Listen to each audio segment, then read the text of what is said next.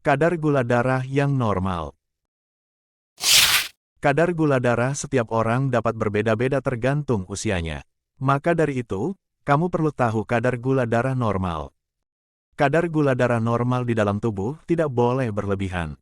Sebab, ada banyak gangguan yang bisa terjadi jika masalah ini terjadi secara konstan, salah satunya diabetes. Penting untuk mengetahui kadar gula darah normal berdasarkan usia. Dengan begitu, kamu lebih paham angka ideal normal gula darah untuk diri sendiri.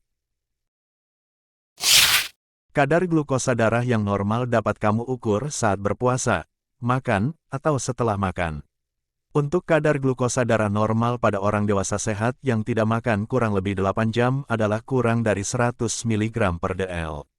Anak-anak di bawah usia 6 tahun harus memiliki kadar glukosa darah di kisaran 80-200 mg per dl setiap hari.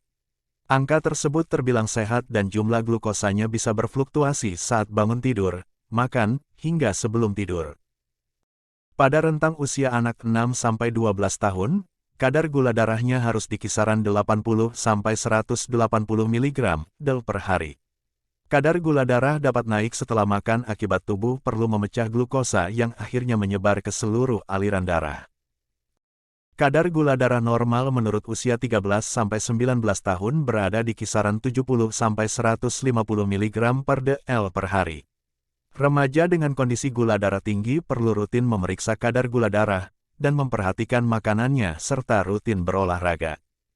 Kemudian seseorang dengan usia di atas 20 tahun memiliki kadar gula darah normal di kisaran 100-180 mg per dl per hari. Saat bangun di pagi hari, gula darah harus berada di titik terendah karena tubuh belum makan selama sekitar 8 jam.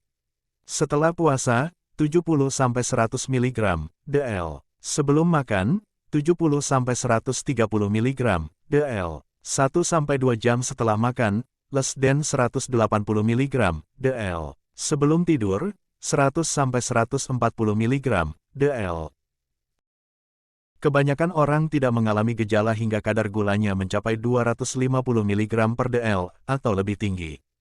Tingkat gula darah tertinggi yang masih terbilang aman umumnya sekitar 160-240 mg per dl.